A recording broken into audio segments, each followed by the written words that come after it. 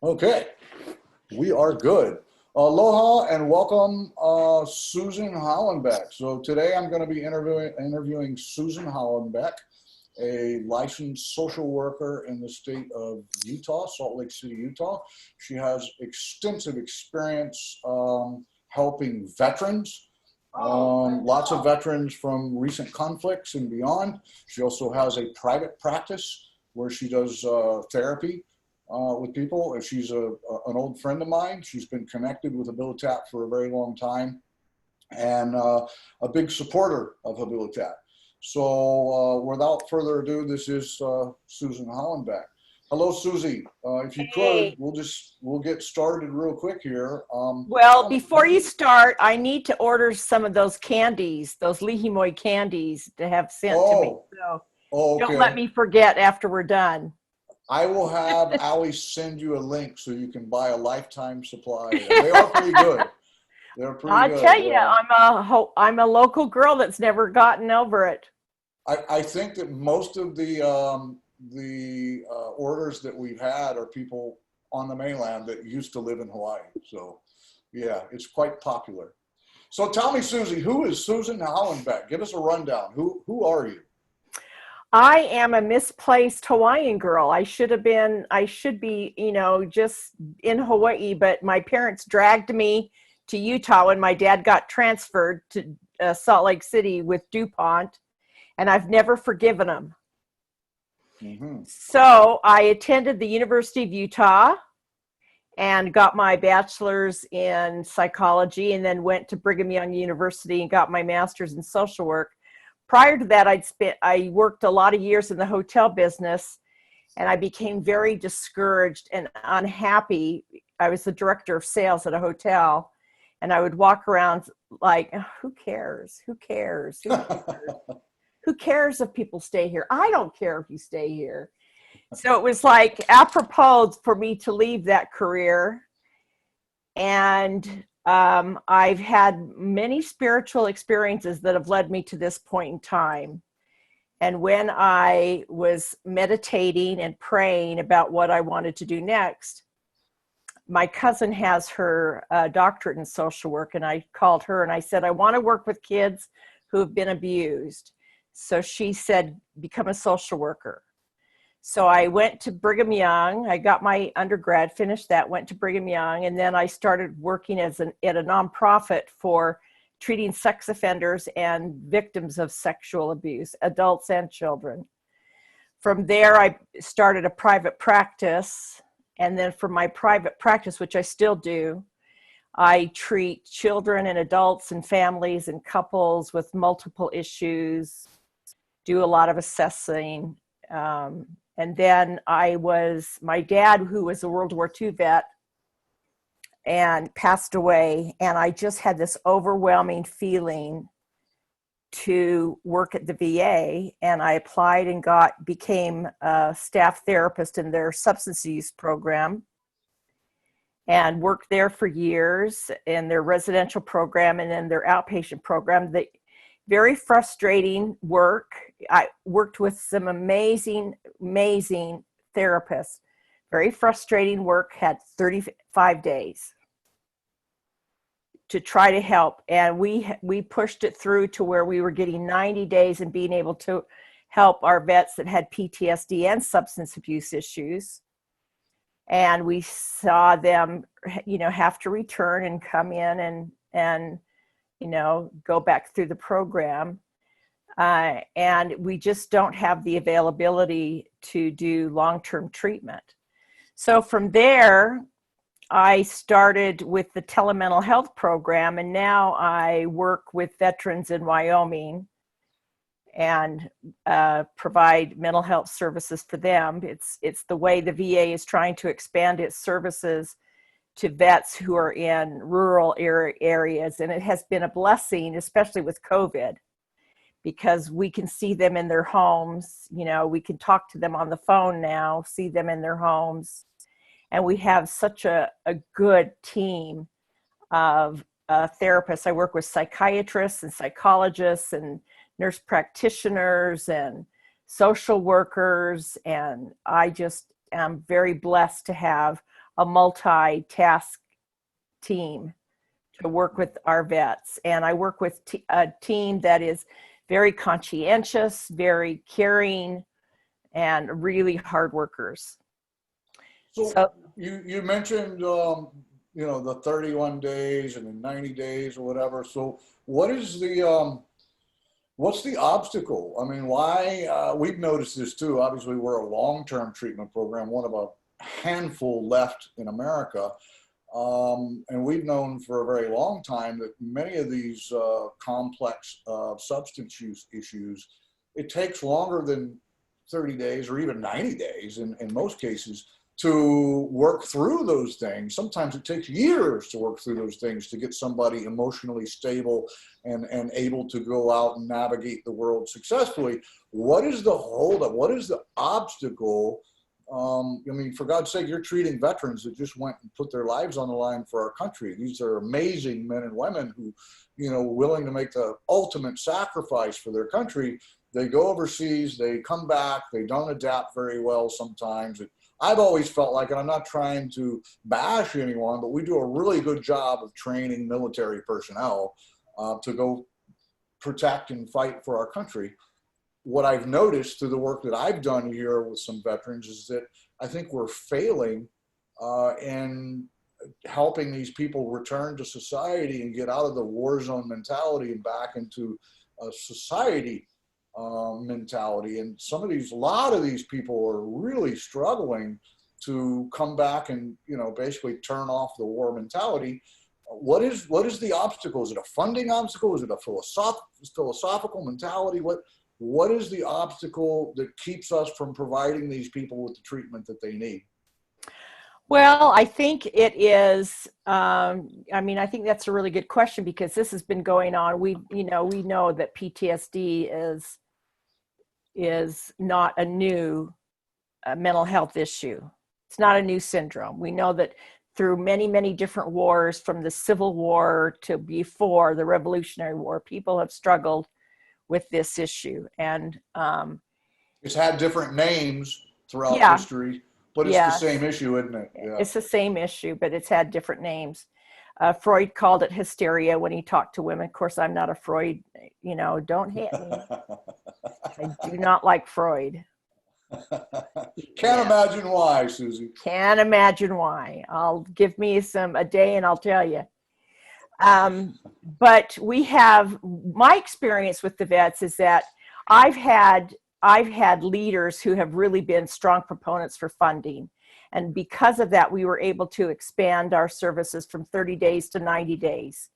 And so it's just a process of going up a bureaucratic ladder.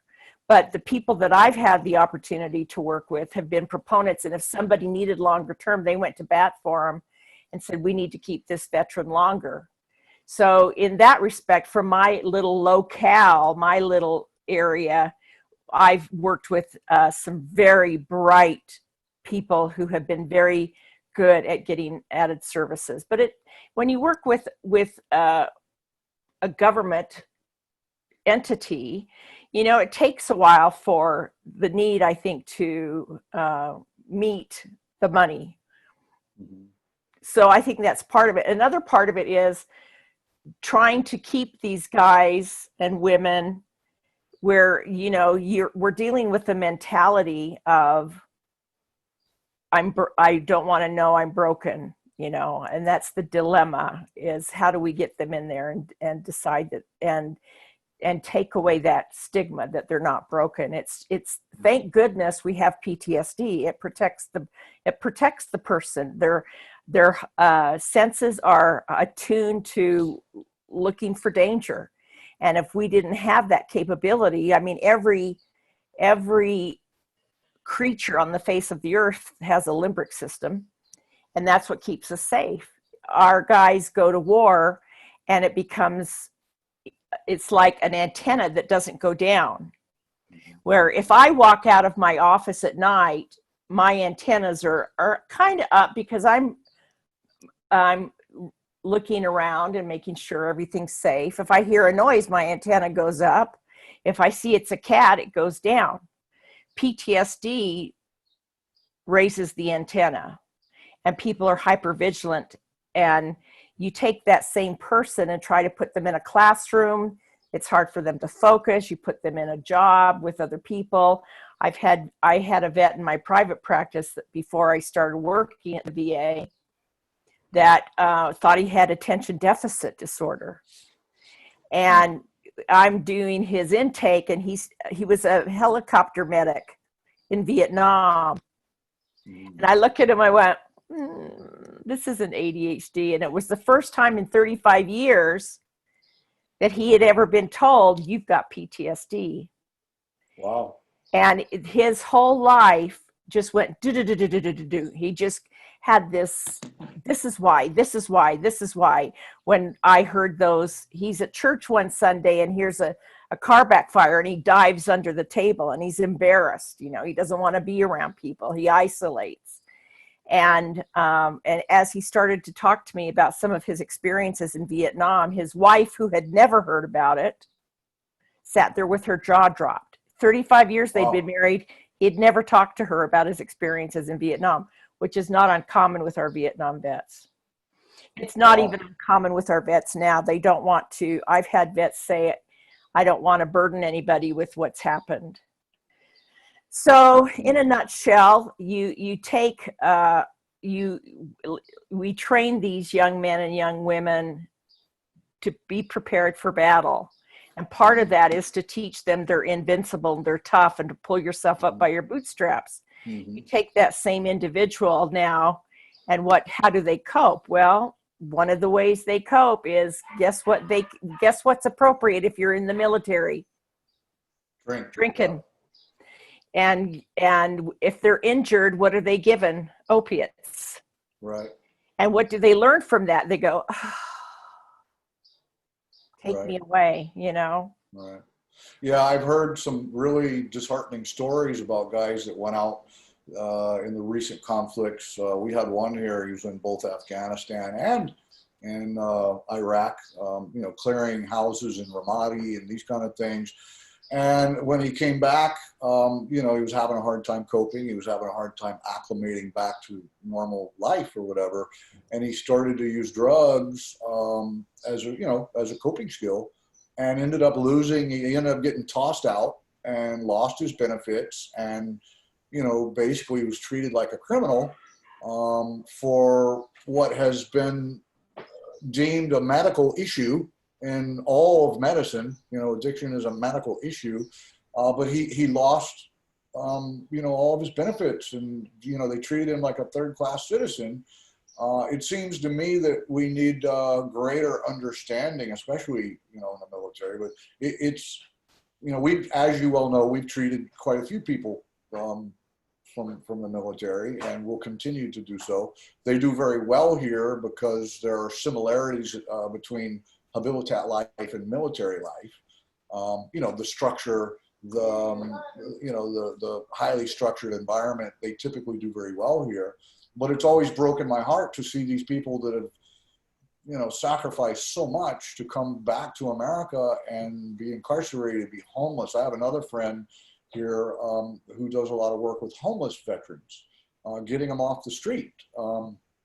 So it's always just kind of, been a soft spot in my heart for these people that are willing to do so much for the greater good of our country, but then they come home, and when they have problems, we don't do everything we can to help these people. So along with this whole conversation, I know this wasn't really part of the outline, but if you could, I'm noticing some comments here. I know we have some people who are married to military folks. We have people who have sons and daughters in the military. If somebody comes back from overseas or comes out of the military and they're struggling with substance use issues, with PTSD, with anything that they're struggling with, what can they do? What is it they need to do to seek help for themselves? What kind of advice do you have? Well, Salt Lake City VA is an amazing VA. We have a veterans justice program here, and we're really promote. We have judges here that are veterans, a federal judge and a district judge, and we're moving throughout the whole state, creating this program that helps veterans who are dealing with legal issues. So that is one thing that, you know, if there's a veterans justice outreach person in their area, if they're having legal problems, they would contact the VA. The other thing we have is we have a homeless program here that rocks. You know, I was told by the director of the homeless program that people don't need to be homeless. Our vets don't need to be homeless. We do everything we possibly can with Section 8 housing, with long-term. We have a place called Valor House where they can go and they can live, and we have therapists. We have certified training at the VA where they can get jobs and get on-the-job training. And I know, and I can't speak for every single VA, but I know here, through our state, we are very fortunate to have all these services. And I know that there are other VAs that do that. I just couldn't tell you which ones they do, but anybody that has any questions, I have people contact me all the time and say, my husband, and I hook them up with the people that I know that are going to take care of them. My son, I've had people call me from out of state, and I said, this is, you know, get to the VA. I work with a lot of, like I said, a lot of the clients I'm working with are at the VA are in Wyoming. And we have, you know, the thing about the VA system that is so much different than my private practice you have insurance or you pay cash. That's it. I mean, or you come in with crime victims.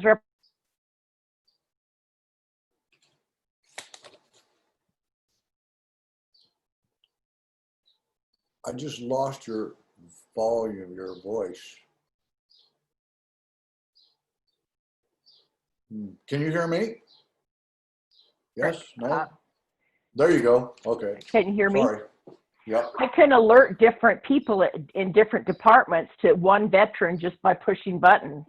And it's boom, boom, boom, boom. They're getting the help they need. And I follow through with that. And like I said, I'm very fortunate. I love working at this VA. We have our challenges, but I have worked, like I said, I've worked with amazing people who have made great changes in different departments. And I have one guy we have OEF, OIF, which is Operation Iraqi Freedom, Operation, which is it? OEF, Iraqi Enduring Freedom, and I think it's Operation New Dawn, and we have Desert Storm, and I make one phone call to Danny, he's my buddy, and Danny's on it, you know, and we have one person or one department who can get them in and get them evaluated for everything and set up appointments, and it's just like a spider web goes out.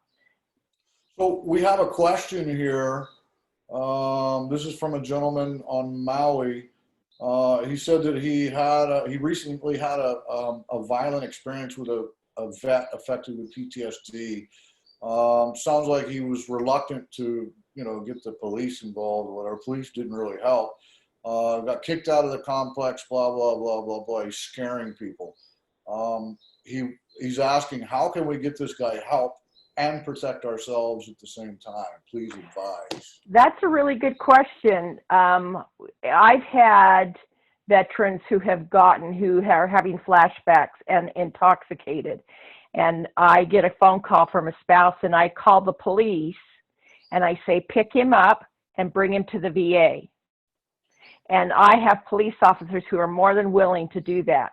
They pick him up, they bring him to us, they bring him to our ER so that we can provide services instead of taking them like to jail. Right, right. So you're on Maui, that's a challenge because we don't have the VA is in Honolulu. There's probably little community centers, but if there's a hospital, if they could call, and we don't know what else is going on for this veteran. There could be other things going on for him. You know, we have veterans who have PTSD and then they get into crystal meth, and now we could be dealing with psychosis. Psychosis, yeah. Yeah.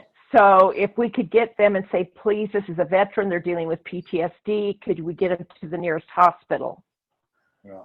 and do Well, something and like for the that? person, Dave, person, Dave, that asked the question, Dave, if you want to talk to that guy and if he's willing to get help, I kind of have a policy that if a veteran wants our help and is willing to do what we do here, I would be happy to entertain treating him if he's interested in that. So that's another thing that you could do, Dave.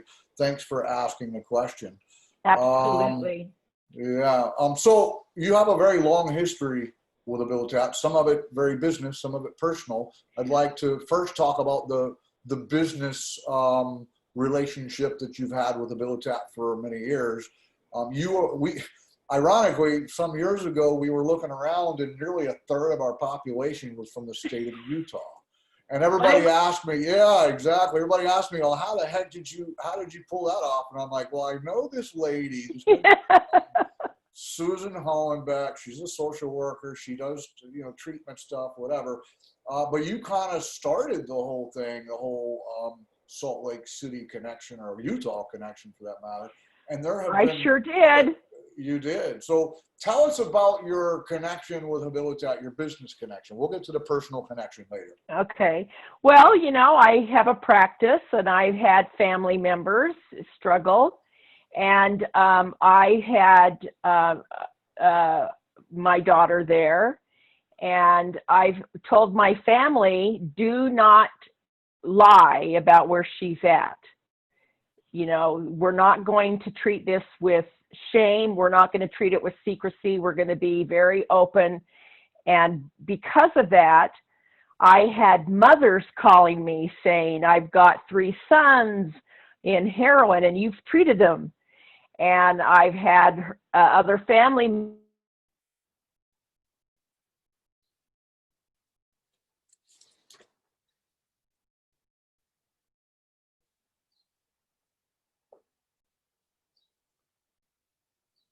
I don't know why, but I just lost your audio again. and I hook them up. Oh, there you go. Yep. And there's been quite a few, there's quite a few people walking around Utah right now that went through our program. They came here. Some of them were veterans, actually, in the recent conflicts. And most of them, not all of them, but most of them are back home now and doing very well. Yes. So why did you send them here instead of somewhere else? I'm not stupid. What does that mean? I mean, there must be a reason that you said, hey, here's this place in Hawaii that I have, intimate knowledge. It's interesting to me because you chose to not be quiet about your daughter's involvement here or enrollment here. No. And by doing so, by being vocal about it and not covering it up or not being ashamed of it, you and your daughter actually helped a whole bunch of other people because of it. Simply because you were willing to be brave and willing to be honest, and you were willing to disclose the problem rather than burying your head. I've noticed a lot of families, they're ashamed. They bury their heads. They don't want to speak about it. They, like you mentioned, they lie to their friends. Oh, they're off in school or whatever. But it's so prevalent now that substance use issues. I mean, you'd be hard pressed to find somebody that hasn't been affected in this country. It's so pervasive. Right. But why did you send them to Abilitap? I mean, there's 15,000 I can tell programs. I can tell you. It's Why? a wonderful story. I got a call from my daughter's friends that she had relapsed and they were kicking her out of her apartment. And they had told me, if she does relapse, I will call you. So I'm driving on the freeway and I pray. I'm a believer in God and personal revelation and the power of prayer. And I said, Heavenly Father, I love this child more than anything, but I know that you love her beyond.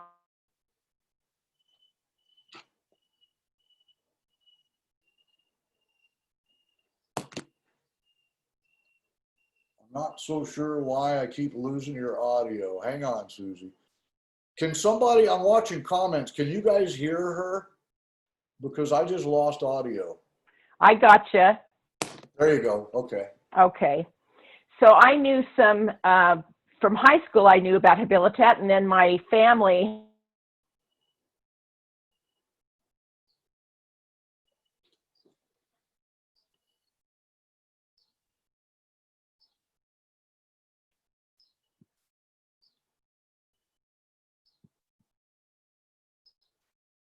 I lost My your mind. audio again. Oh, there we go. Hawaii, I knew about Habilitat. Town and Country had teamed with Habilitat for rodeos, but Habilitat wasn't on my mind. And I'm driving to go get her, and Habilitat comes into my head.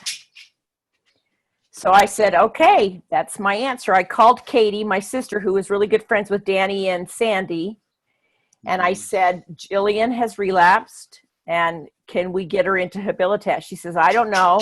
By the time I got up to her apartment, Danny she had talked to Danny. Danny had said, send her over, we'll take her.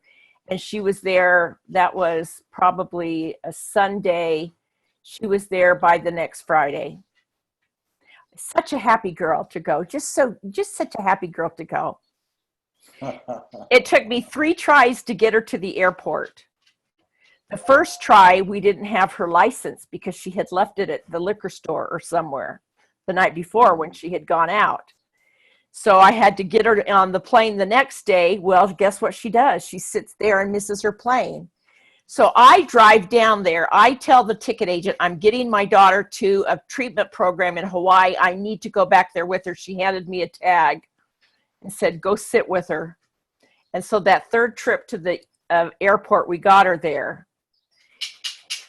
And I think I was pretty whiny mother at first, and I called you. I missed my baby. Was she okay? Is she safe? And you told me to get a grip.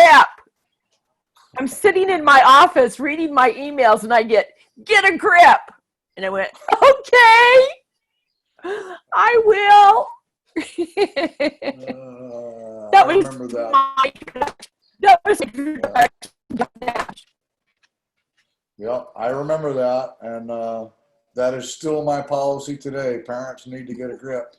Sometimes parents act like their kid is like a toddler or whatever, and our philosophy is if you want them to grow up and be successful, you got to start treating them like they're grown-ups and that they're able to be successful.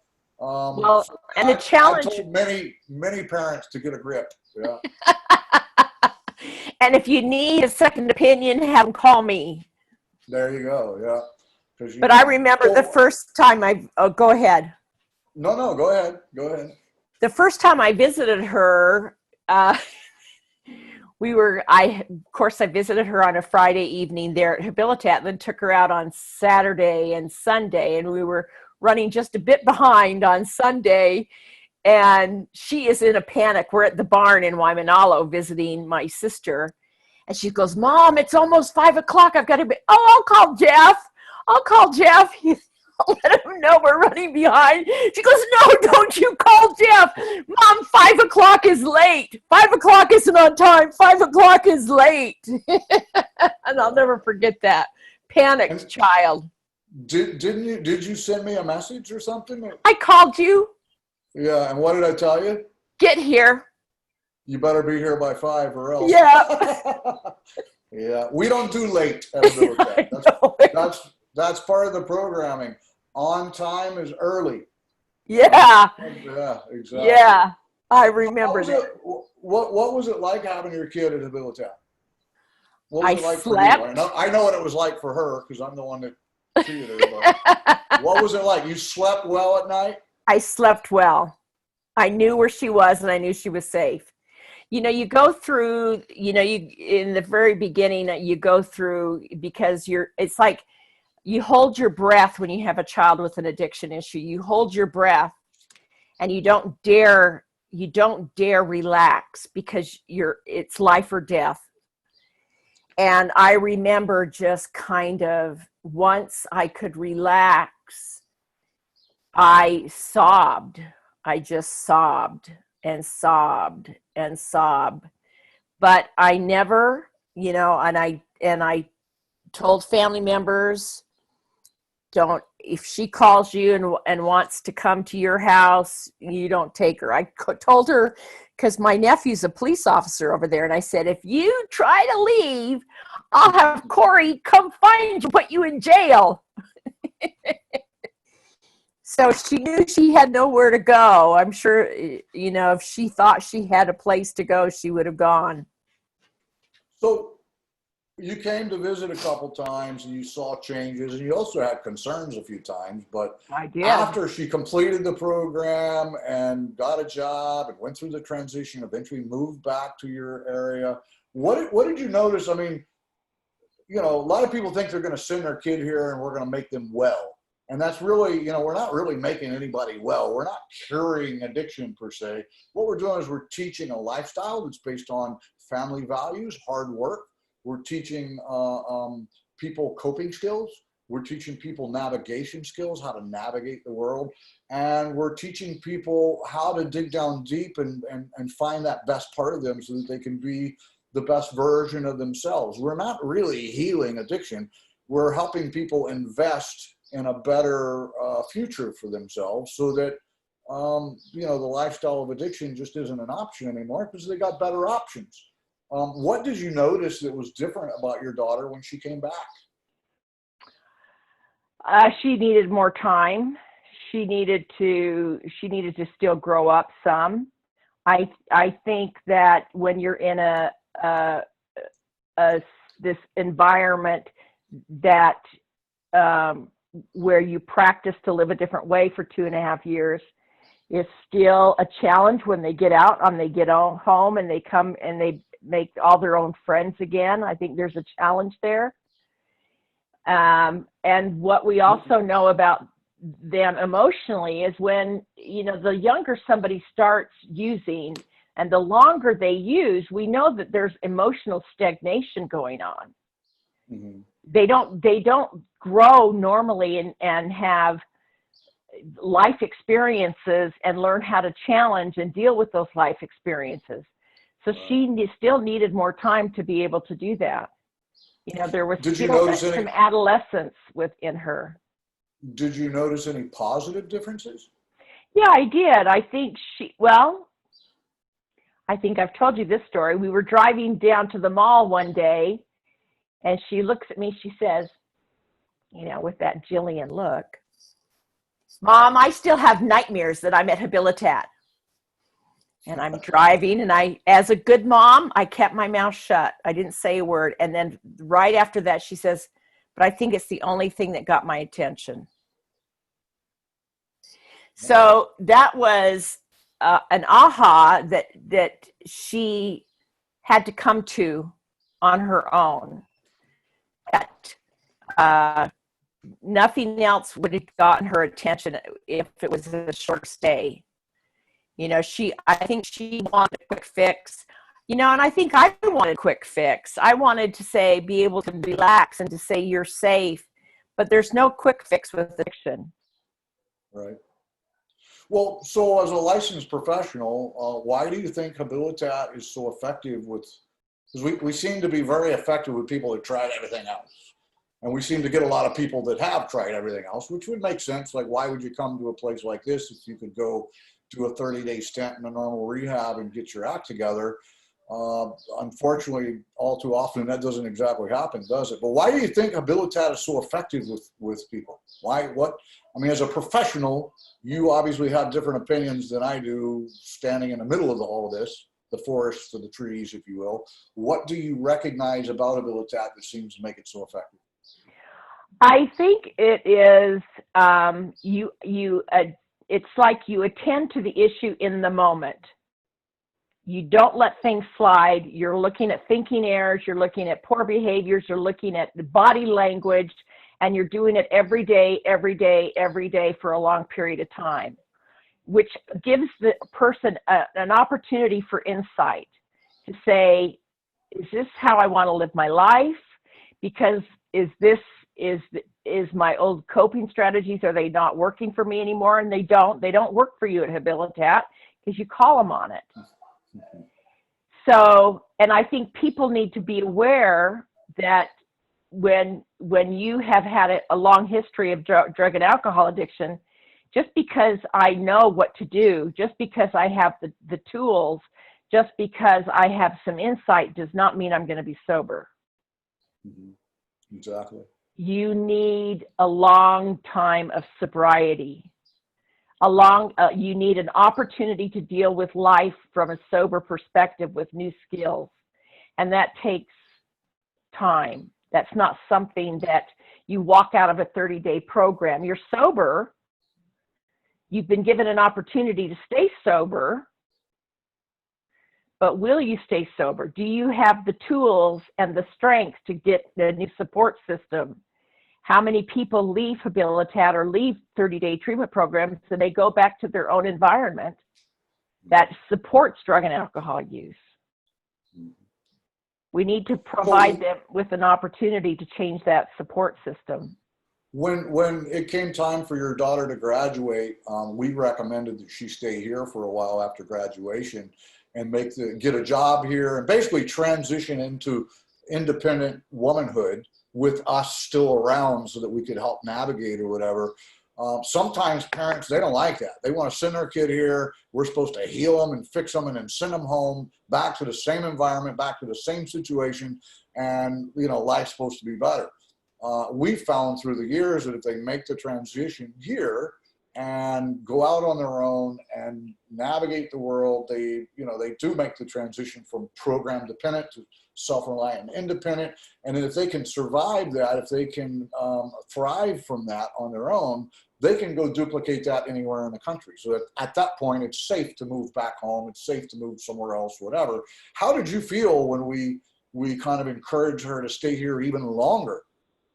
I supported it. I know she was really angry with me about it, but I supported it, and that was advice you had given, and I learned through those 2.5 years that you knew what you're doing, and you saw her every day.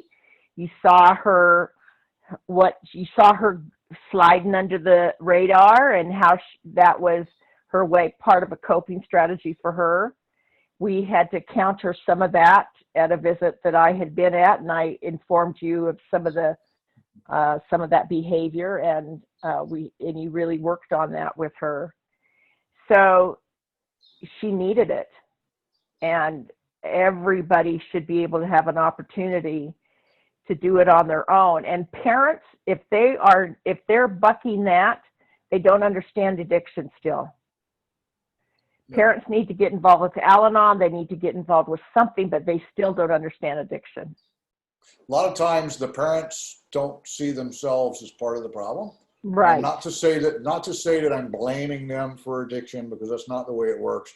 But oftentimes they unwittingly contribute to the addiction process, to the addiction lifestyle, through enabling, through denial, through a number of different things. So yeah, I think, I usually recommend parents go to an Al-Anon meeting, go find out what that's all about. Most parents, their mentality is, well, my kid's the one that's messed up, not me. And for me, it's not that you're messed up. It's about, let's go learn about this problem. If you really loved your loved one, you're going to go find out everything you can about what they're going through, how to overcome it, how you can support them, and those kind of things, rather than be resistant to, learning some things. So it is, addiction is a family thing, not to say that, anybody's to blame. But if you truly want to support someone, then you've got to go learn what your role is in keeping them on the right path. Right? Exactly. And people with addictions are the best salesmen in the world. They'll convince you that the sky is green and the oceans are yellow. And they will convince you that they are just doing fine and everything's okay. I'm doing well. And I think we want to believe that, because it's stressful. It is the most stress I've ever been through. Has been through getting her the help she needs. Yeah, we understand because we deal with that same stress with 100 people every single day. Good fun. I know. So I know the answer to this, but I want to hear your answer. Do you agree that long-term treatment usually works better than short-term treatment in most cases, and why? I Well, think you've already kind of addressed that, but yeah, definitely I do, because people need an opportunity to change over time and to look inward and to get past that facade that they create that keeps them stuck in addiction. And if they're not given an opportunity to kind of look in the mirror over and over and over again, and it doesn't work with everybody. We've had people that have gone there for 2.5 years, have graduated, and they're still struggling. And sometimes it's the family system isn't upholding their end of it either, and making excuses for the behavior, or not insisting that they become independent, you know. So definitely long term is there's no negative around it. so why do you, if that's the case, why do you think so there's 15,000 treatment programs in America. About 14,995 of them are short-term programs. Why is that? Money. Insurance. Insurance.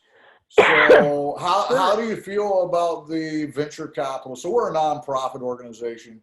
We don't have stockholders. We're not beholden to investors or whatever. Our mission, our facility and our treatment program is mission driven, outcome based. How do you feel about the fact that somebody, like for instance, if somebody like me could go scrounge up some money, hire a couple people, and go to any state in the country and open a for-profit, profit-driven treatment program? How do you feel about the venture capitalists getting into the social services industries?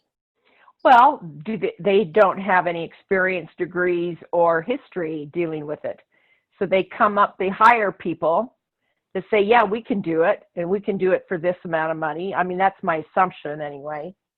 But, you know, I've known of some that were here that are now out of business because they were paying themselves, they were calling themselves a nonprofit, paying themselves the for-profit rate.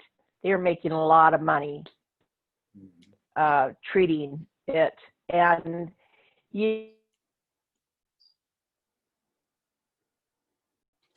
I lost you again.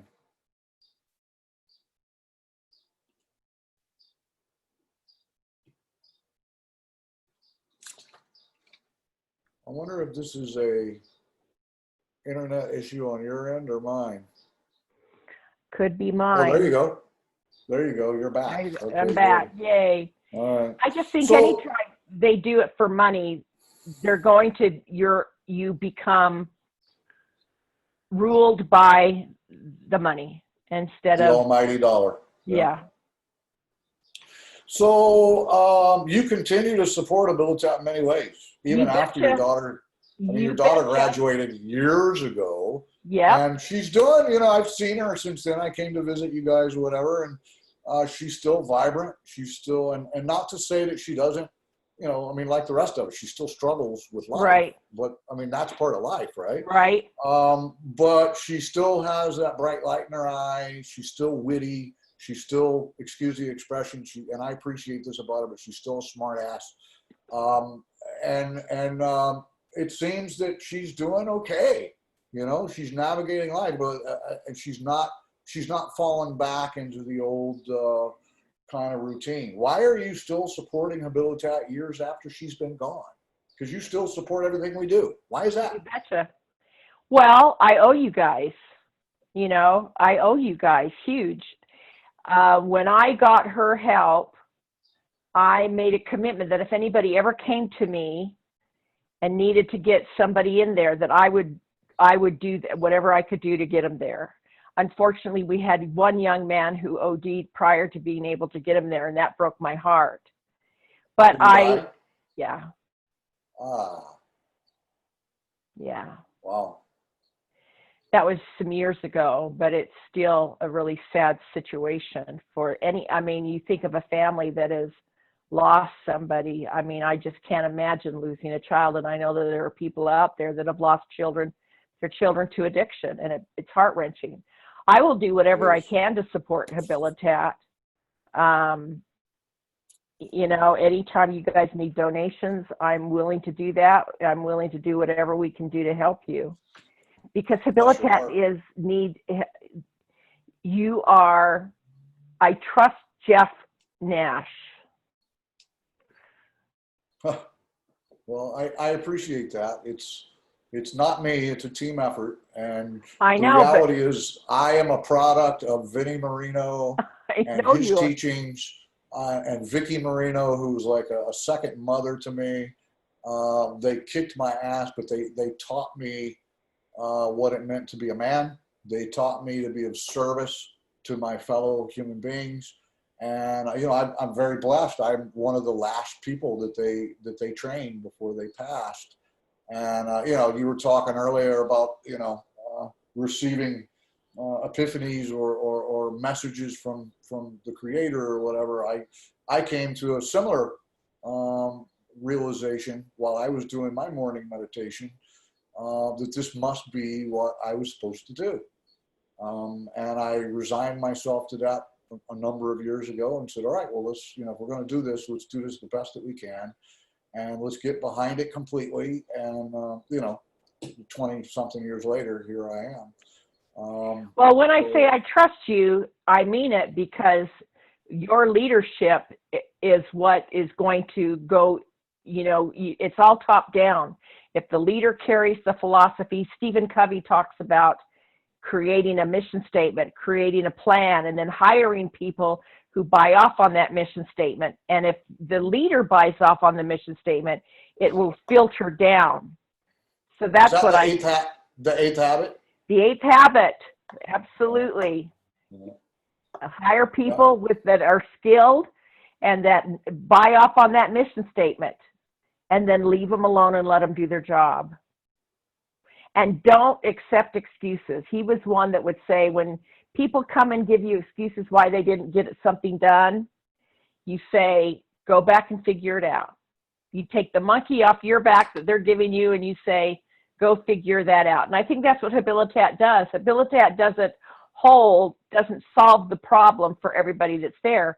Habilitat says, these are the skills, this is the plan, you work it. So we have another question from a very dear friend of mine, McConnell. She says, I have an immediate family member who's on the spectrum, and his autism gives him very bad anxiety. After years of trying medication and doctors, it hasn't worked or it doesn't last after a few years, and he starts to drink a lot again. He wants a normal life, but his autism makes it difficult. Drinking makes it worse. Do you have any suggestions or advice on what to do? You know, autism, you're dealing with two different issues. You're dealing with it. The autism is it autism or Asperger's? Now it's just the spectrum. You know, they've merged these two. But we're dealing with people being able to integrate new information. And with autism, that can be difficult to integrate new information. It can be difficult for understanding social cues. The thing with autism is that people with autism can be hypersensitive to a lot of noise or a lot of, and it can be from the refrigerator humming to background noise, but there's a lot of issues there. My support would be to find a program that deals with autistic issues, because I don't treat autism. I send them, we have a great program here at the University of Utah for kids. I'll get kids, they'll bring them in, and it is not, you cannot treat autism an hour a week. It needs more extensive treatment, huh? Day-to-day skills, day-to-day skills, and some of the issues are anxiety, overwhelmed easily. And that is a really true issue with people that are dealing with uh, uh, depending on how high functioning they are. We have wonderful scientists who are autistic. You know, we have it's a spectrum that, you know, with people with very high IQs can be dealing with autism. So I would get them into an autism specialist and then have them help treat medically. There's medication there for alcohol. There's Vivitrol, which is a shot that someone takes once a month. It helps with the cravings, and it also helps with the effects of the alcohol. Or there's naltrexone, which is a pill form that does the same thing. So that may be an option too. And those drugs basically render the alcohol ineffective, correct? Right. They block the receptor. So if somebody drinks, they won't get the effect. But it's not like the old Antabuse where if you drink, you get vilely sick or whatever. This is just a pill or a shot that you take. The shot lasts for, I don't know, a month or something, right? And then if you drink, it really has no effect on you.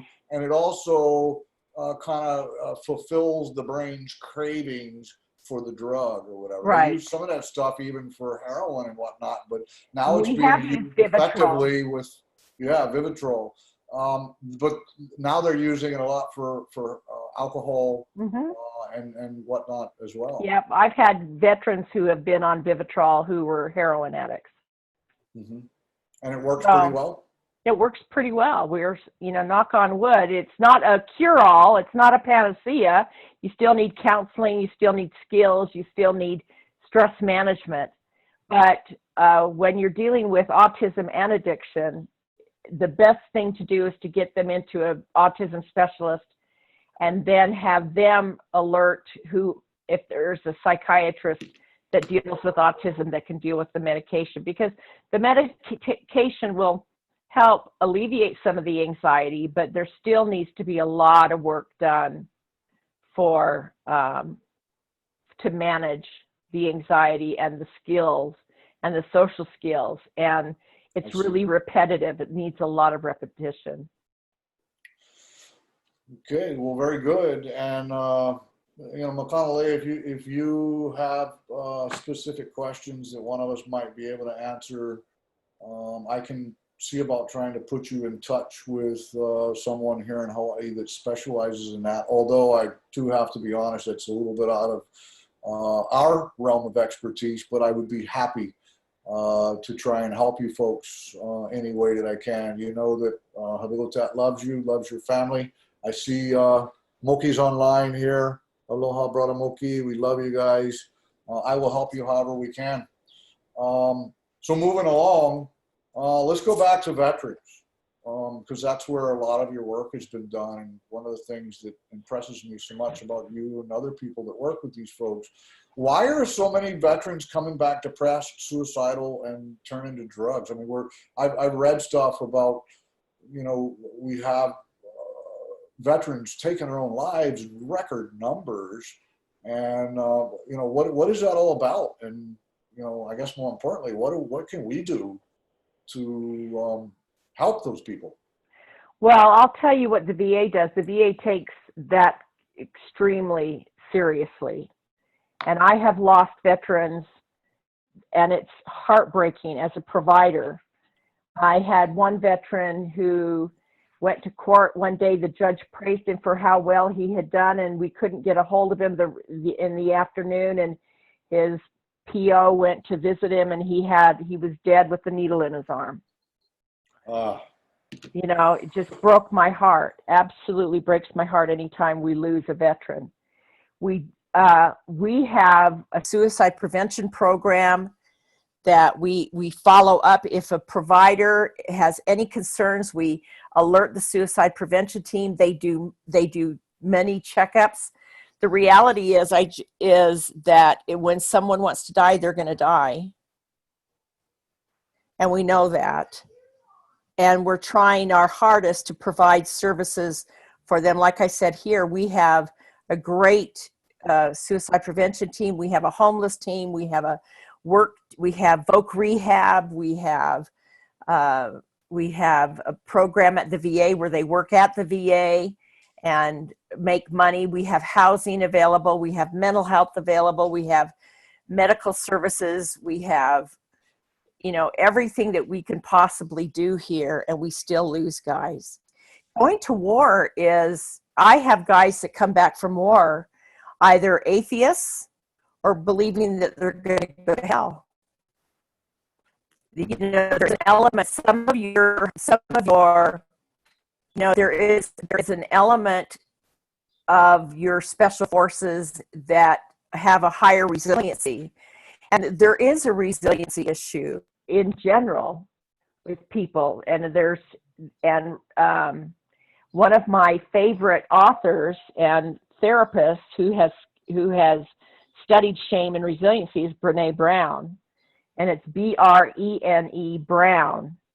And I bought her group program on dealing with shame. And I held groups at the VA when I was with the substance abuse program, because I think you come back from war, you deal with shame, you deal with trying to make sense of all of that. And they come home and they wish they were back there, some of them, and because their buddies are back there and they feel like they've let their buddies down, but it's a very complicated issue. And our hope is that they'll talk about it so that we can help them work it through.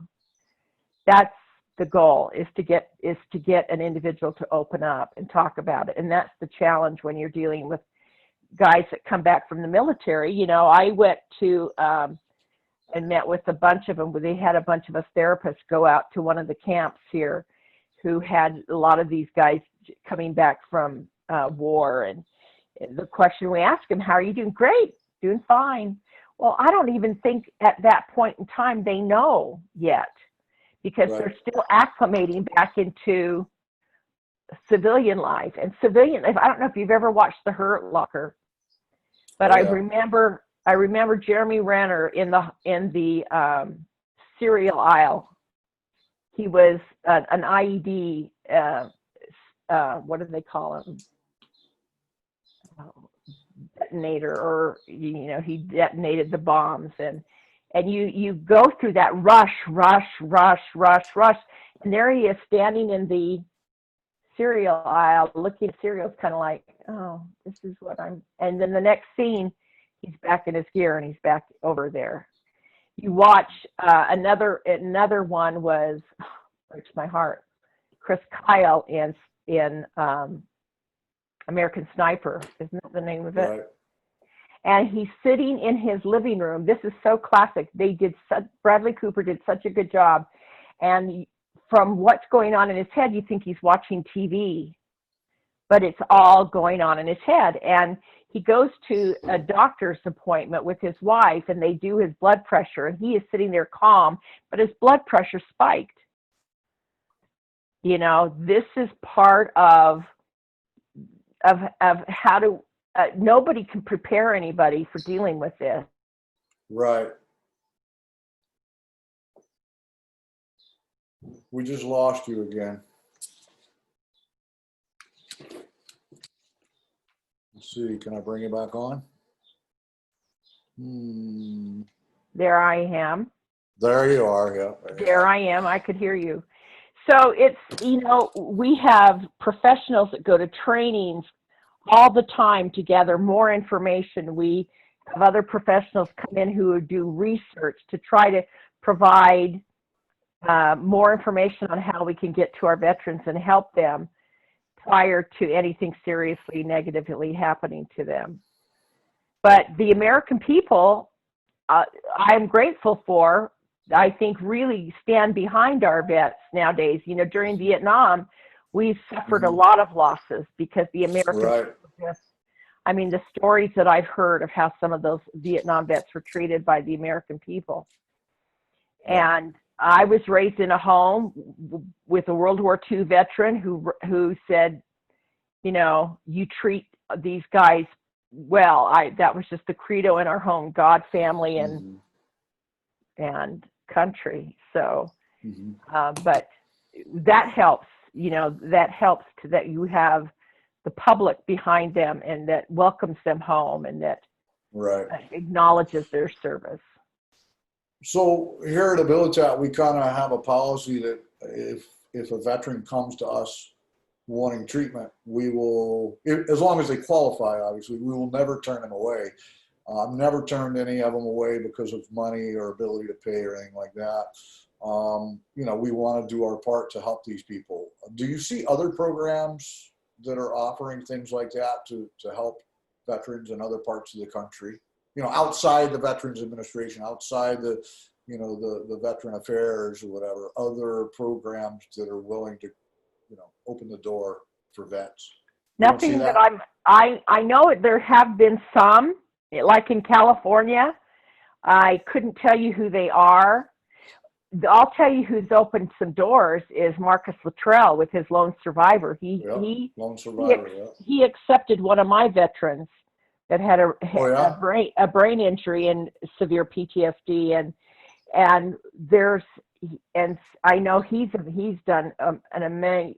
We have Wounded Warrior, we have Gary Sinise out there, Wounded Warrior, but they're not a drug treatment program. They're more support based, right? They're more support based and medical kind of things, yeah. And we have people who have sponsored our vets going on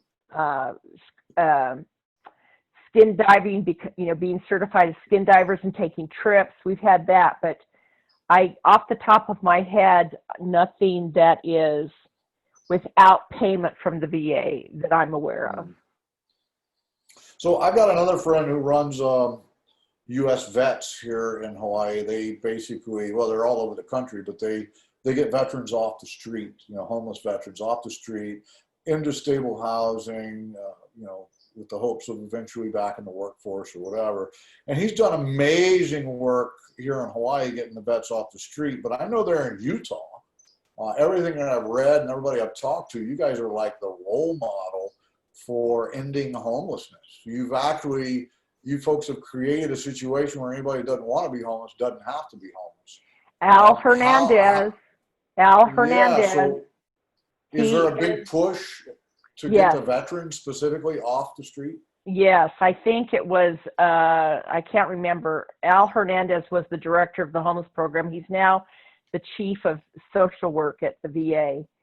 And he took the homeless program and just expanded it out to where he even told me that they go under the viaducts and look for veterans. And I mean, they do outreach.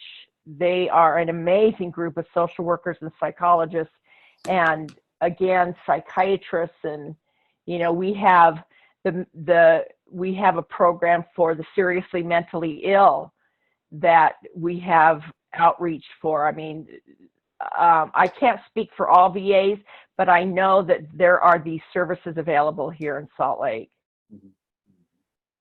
I just don't know how they do them in some of the other cities. Excellent. So I do want to be respectful of your time. We've just gone over the hour mark. However, last question. What important message do you have for anybody that might be watching this video? I would say closing statements.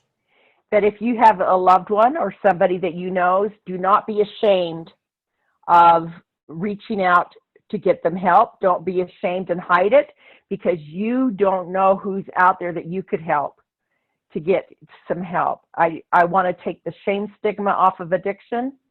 I want people to know that it is not a personal failing. It is an issue that there is treatment and there is lifestyle changes. And if you have a family member, contact Jeff Nash. If you let people know that you have been through the program, and people will come to you. Very good. And if somebody were interested in your private practice to do, you know, we have people that graduate and still need ongoing guidance. Just for the record, so that everybody knows, Susan is a very wise woman. She's actually helped me work through several major issues in my life. She's one of the people that I turn to when I need advice, when I need wise counsel, when I need to sort through things. She's been a mentor to me. She's been a dear friend, and she is definitely somebody that I trust completely. I would trust her with my life, my deepest, darkest secrets, and some of them I have actually. No shame, Jeff. No shame. No shame. No shame. And I love you dearly. However, maybe there's some of our graduates that, you know, they get out of the program, or maybe some of the graduates' families that need somebody to help them work through some of their stuff. If somebody were interested in doing private stuff with you, you do that stuff online as well, right? Yes, I do. I will not go back into the office until they have a vaccine and they're treating this sucker. So I do everything, but I can only treat people in Utah. However, I am always open to talking to people that need the help and helping them get hooked up somewhere. But if somebody needs to call and talk to me about different issues, I'm more than happy to do that. And how would somebody get in touch with you, Susie? They would call Jeff Nash. Okay, so if you want to get a hold of Susie, reach out to me via email, jnash@habilitat.com, and I would be happy to put you in touch with Susan if it's appropriate to do so. Susan, I love you. Doesn't look like our governor just extended the 14-day quarantine for travelers outside the state until the end of August. I was supposed to come there for Dave Jerosher's wedding at the end of August. I don't know if I'm going to be able to come. I'm certainly not going to do anything that puts our population here at risk. So I probably won't be seeing you in August like I had hoped, but I do love you, and I will see you again when all this is over. We shall persevere through this. I appreciate you taking the time to come online with me, and you know it's mutual. If there's anything I can do for you, I'm always here for you, and so is Habilitat. So thank you, dear. I love you too. And anybody that needs anything, they can email me or they can call me, and I can see what resources we can find for them. Very good. Thank you, Susie. We will talk soon. You have a fantastic day. Be well, stay safe, and wear a mask. You too. Okay. I got mine. I got mine right here. Mine's around here. I don't have one at home. And I have my baby here with me too, my little Raleigh. So he gets lots of kisses throughout the day. Yeah, very good. Take care, Jeff. You take care. Love you. Bye-bye. Love you. Bye-bye.